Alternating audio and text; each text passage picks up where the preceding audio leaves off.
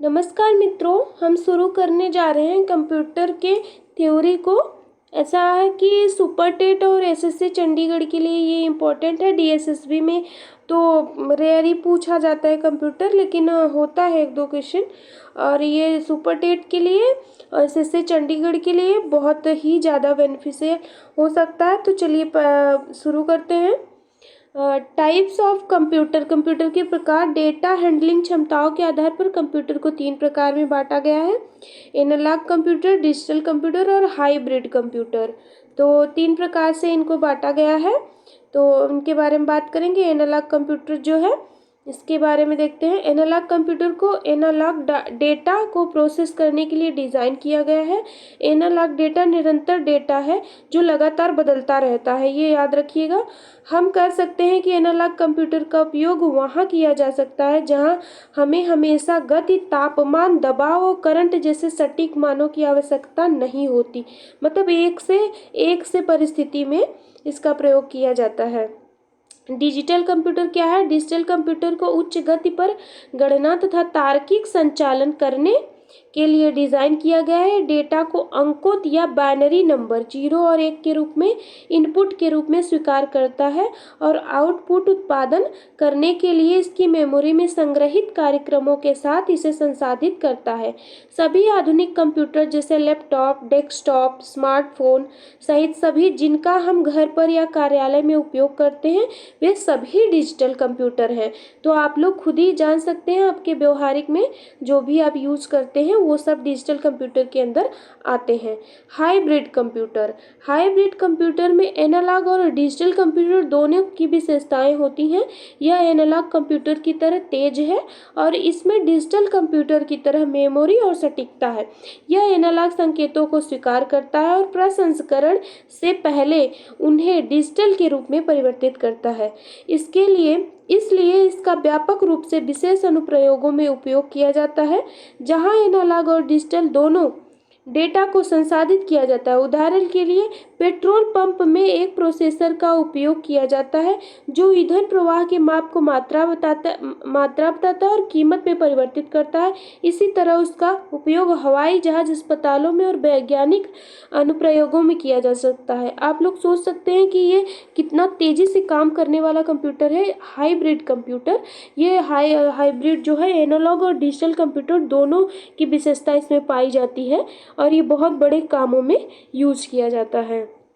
कभी पूछ ले कि हवाई जहाज या अस्पतालों में कौन से, या ऐसे ही हो जाए ऑप्शन में कि पेट्रोल पंप पे कौन सा कंप्यूटर का इस्तेमाल किया जाता है, तो आप लोग लिख सकते हैं कि हाइब्रिड कंप्यूटर का। नेक्स्ट है, आकार के आधार पर कंप्यूटर के 5 प्रकार होते हैं। सुपर कंप्यूटर, सुपर कंप्यूटर सबसे बड़े और सबसे तेज कंप्यूटर हैं।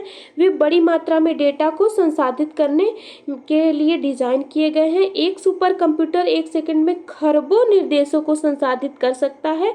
इसमें हजारों इंटरकनेक्टेड प्रोसेसर हैं। सुपर कंप्यूटर विशेष रूप से वैज्ञानिक और इंजीनियरिंग अनुप्रयोगों जैसे मौसम पूर्वानुमान, वैज्ञानिक सिमुलेशन और परमाणु ऊर्जा संसाधन में उपयोग किए जाते हैं। पहला सुपर कंप्यूटर 1976 में रोजर के द्वारा विकसित किया गया था। फर्स्ट सुपर कंप्यूटर रोजर के द्वारा 1976 में बना था। मतलब ये जान लीजिए, अभी ये मैं ऐसे थ्योरी करा रही हूँ, लेकिन इसके बाद एमसीक्यू के जो है मतलब एक श्रृंखला, एक चेन बनने वाली है। इतने सारे क्वेश्चन आपके सामने आने वाले हैं। उतना क्वेश्चन अगर आपने कर लिया ना, तो आपको कोई भी पेपर में से एक भी जो है कंप्यूटर के प्रश्न नहीं छूटेंगे। तो सेकेंड है main frame computer. Main frame computer एक साथ सैकड़ों या हजारों उपयोगकर्ता का समर्थन करने के लिए डिजाइन किए गए हैं। वे एक ही समय में कई कार्यक्रमों का समर्थन कर सकते हैं। इसका मतलब है कि वो विभिन्न प्रक्रियाओं में एक साथ निष्पादित कर सकते हैं। मेन फ्रेम कंप्यूटर की विशेषता है कि उन्हें बैंकिंग और दूरसंचार क्षेत्रों जैसे बड़े संगठनों के लिए आदर्श बनाती है। उन्हें उच्च मात्रा में डेटा प्रबंधन और प्रसंस्करण के लिए आवश्यकता होती है। मिनी फ्रेम या मिनी कंप्यूटर, यह मध्यम आकार का मल्टी प्रोसेसिंग कंप्यूटर है। मल्टी प्रोसेसिंग है ये। इनमें 2 या 2 से अधिक प्रोसेसर होते हैं और एक बार में 4 से 200 उपयोगकर्ता का समर्थन कर सकते हैं। मिनी फ्रेम कंप्यूटर का उपयोग संसाधनों और विभागों में बिलिंग, अकाउंट, इन्वेंटरी प्रबंधन का जैसे कार्यों के लिए किया जाता है। आपने देखा होगा मॉल में जब आप जाते हैं तो वहाँ पे बिलिंग के लिए जो कंप्यूटर लगे होते हैं वो यही मिनी फ्रेम या मिनी कंप्यूटर होते हैं। और एक मिनी कंप्यूटर मेन फ्रेम और माइक्रो कंप्यूटर के बीच स्थित होता है, क्योंकि ये मेन फ्रेम से छोटा होता है लेकिन माइक्रो कंप्यूटर से बड़ा होता है। ये मेन फ्रेम कंप्यूटर से छोटा होता है लेकिन माइक्रो से बड़ा होता है। वर्क स्टेशन एक एकल उपयोगकर्ता कंप्यूटर है जिसे तकनीकी या वैज्ञानिक अनुप्रयोगों के लिए डिज़ाइन किया गया है। इसमें तेज माइक्रो प्रोसेसर, बड़ी मात्रा में रैम और हाई स्पीड ग्राफिक एडेप्टर है। यह आमतौर पर महान विशेषज्ञता के साथ एक विशिष्ट कार्य करता है। तदनुसार वे विभिन्न प्रकार के होते हैं, जैसे कि graphics work station, music work station और इंजीनियरिंग डिजाइन वर्क स्टेशन होते हैं। माइक्रो कंप्यूटर को पर्सनल कंप्यूटर के रूप में जाना जाता है। यह एक सामान्य उद्देश्य वाला कंप्यूटर है जिसे व्यक्तिगत उपयोग के लिए डिजाइन किया गया है। इसमें central processing unit, CPU, memory, storage area, input unit और आउटपुट यूनिट के रूप में माइक्रो प्रोसेसर है। लैपटॉप और डेस्कटॉप कंप्यूटर माइक्रो कंप्यूटर के उदाहरण हैं।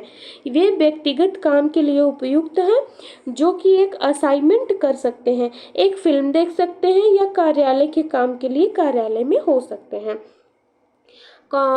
ये देखिए कंप्यूटर के घटक जो है, कंपोनेंट्स ऑफ कंप्यूटर के 3 घटक होते हैं, इनपुट होते हैं, output, central processing unit CPU और मेमोरी यूनिट। 3 घटक ही होते हैं इसके, इनपुट देना, आउटपुट लेना, सेंट्रल प्रोसेसिंग, वहाँ पे सीपीयू जो है, जो कंप्यूटर का मस्तिष्क कहलाता है, वो वहाँ पे जो है अपनी क्रियाएं प्रोसेसिंग करता है, और मेमोरी यूनिट हम जो भी उसमें डाटा डालते हैं वो उनको सेव करके रखता है।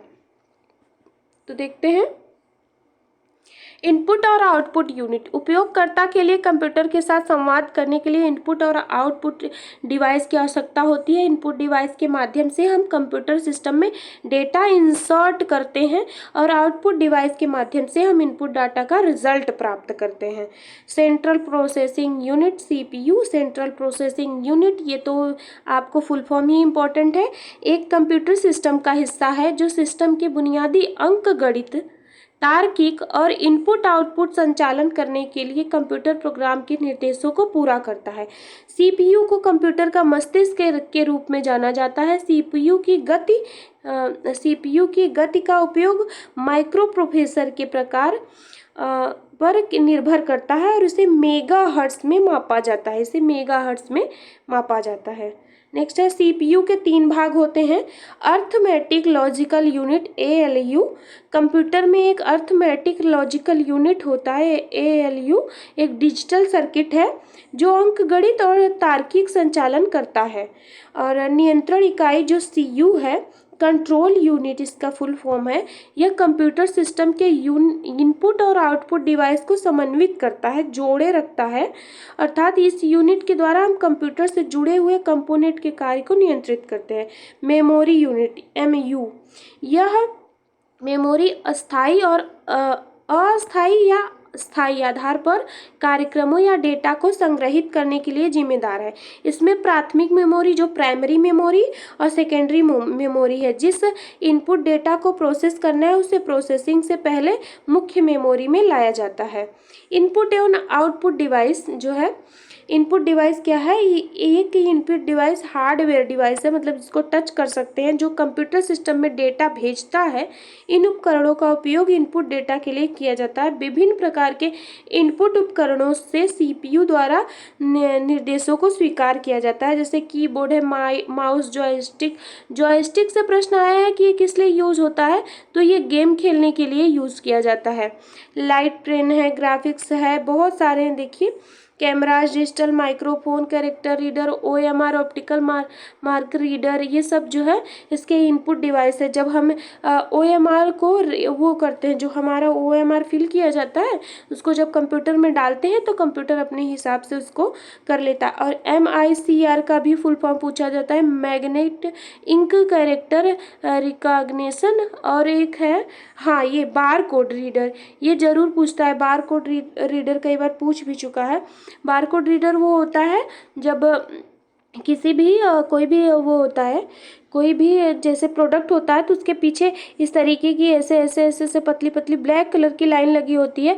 उसको हम जब स्कैनर उसके सामने ले जाते हैं तो उसके बारे में सारी जानकारी दे देती है, क्योंकि वो हम डाटा इनपुट करते हैं उसमें, तो ये दे देती है जानकारी। तो वही ये इनपुट डिवाइस है। नेक्स्ट है आउटपुट डिवाइस। एक आउटपुट डिवाइस कंप्यूटर हार्डवेयर उपकरणों का एक हिस्सा है जिसका उपयोग डेटा प्रोसेसिंग के परिणाम को संप्रेषित करने के लिए किया जाता है। आउटपुट डिवाइस उपयोगकर्ता द्वारा किए गए विभिन्न ऑपरेशनों का परिणाम है। कुछ उपकरण जिनका उपयोग संसाधित परिणाम है आउटपुट को प्रदर्शित करने के लिए किया जाता है। उदाहरण monitor, printer, plotter, speaker, headphones, projector. इन सब से जो हमें मिलता है, मतलब मॉनिटर पे हम देखते हैं, प्रिंटर पे हमें प्रिंट करके हार्ड कॉपी मिलती है, प्लॉटर होता है, स्पीकर से आवाज़ आती है, हेडफोन होता है, ये सब जो है ये आउटपुट डिवाइस है। इनसे जो भी कंप्यूटर में हमारे डाटा है, जो भी सिस्टम में हमारे डाटा है, उनको हम ग्रहण करते हैं। और कंप्यूटर मेमोरी जो है, कंप्यूटर मेमोरी कंप्यूटर सिस्टम में सबसे महत्वपूर्ण तत्वों में से एक है। यह आंतरिक या बाहरी भंडारण क्षेत्र है जो बाइनरी नंबर के रूप में प्रसंस्करण के दौरान डेटा को निर्देशित करता है। ये बाइनरी लैंग्वेज के रूप में वहाँ पे स्टोर रहता है। कंप्यूटर मेमोरी दो प्रकार की होती हैं, प्राथमिक मेन मेमोरी इनको कहा जाता है, माध्यमिक मेमोरी सेकेंडरी मेमोरी कहा जाता है।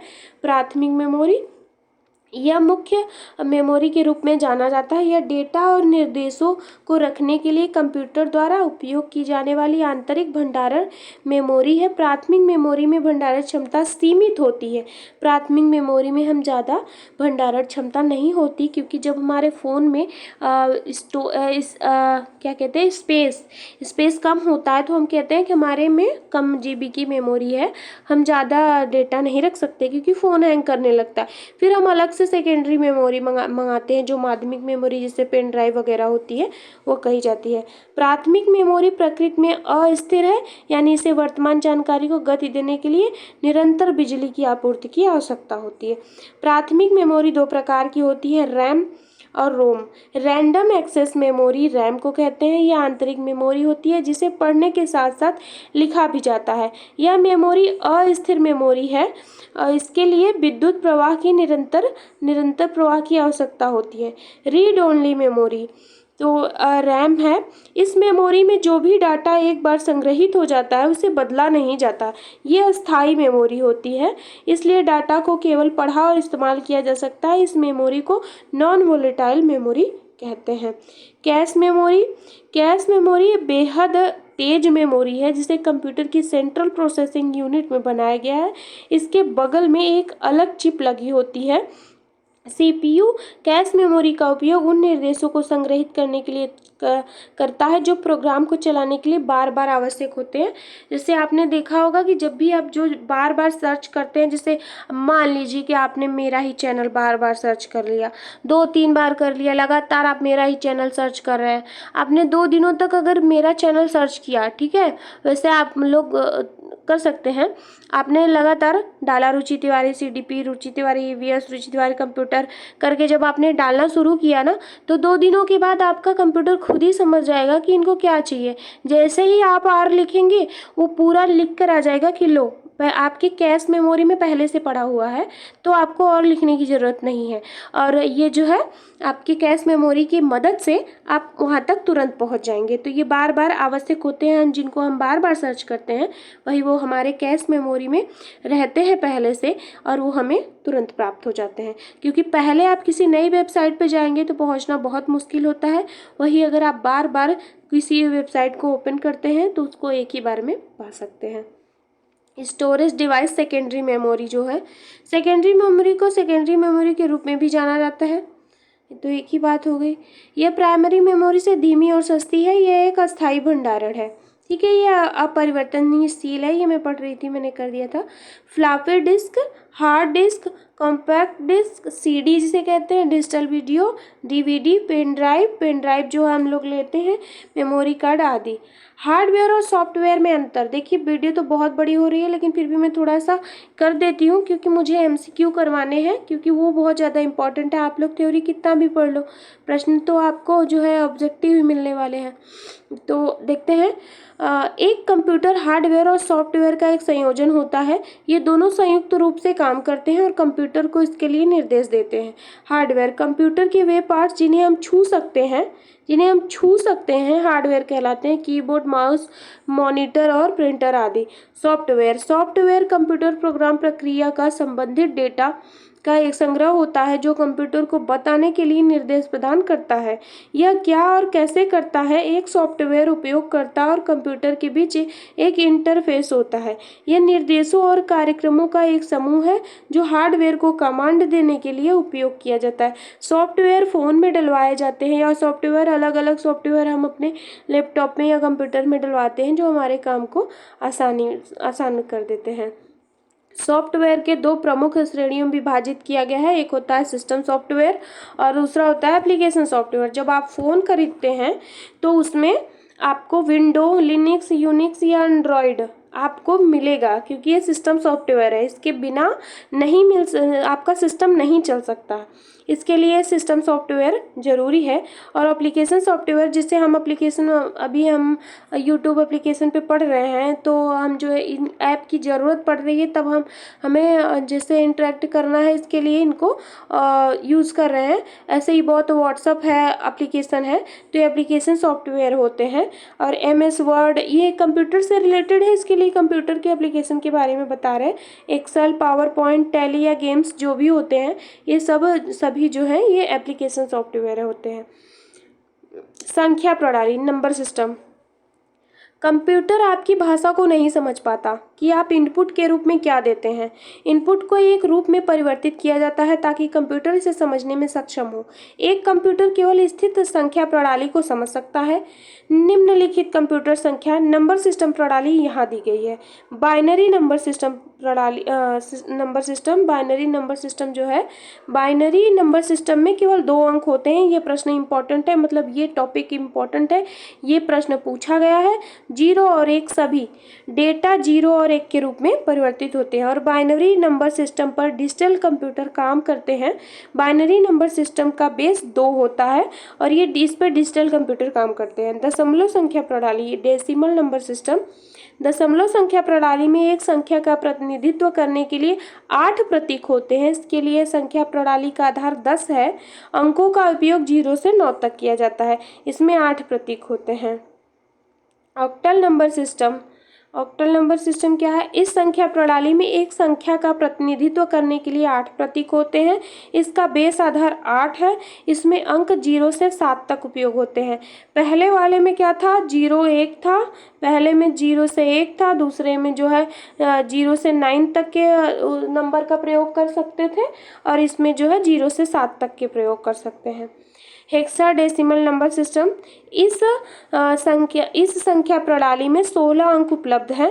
ये 0 से 9 और A से F तक, जहाँ तक A 10 को दर्शाता है, B 11 को दर्शाता है, C 12 को दर्शाता है, D 13 को, E 14 को, F 15 को दर्शाता है। इस संख्या प्रणाली को 16 अंक हैं और इसका बेस आधार 16 होता है।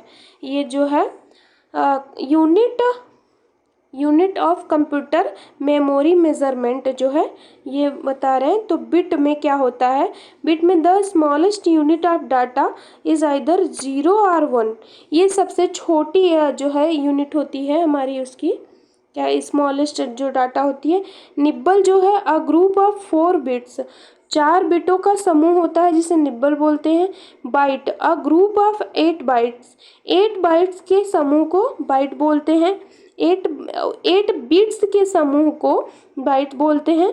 जो बिट्स है ये सबसे छोटी इकाई होती है और इसके 4 बिट्स हो गए तो एक निब्बल कहलाएंगे, 8 बिट्स हो गए तो एक बाइट कहलाएंगे। Kilo byte, KB 1 KB 1024 byte होते हैं और मेगाबाइट MB जो है 1 MB 1024 KB होती है।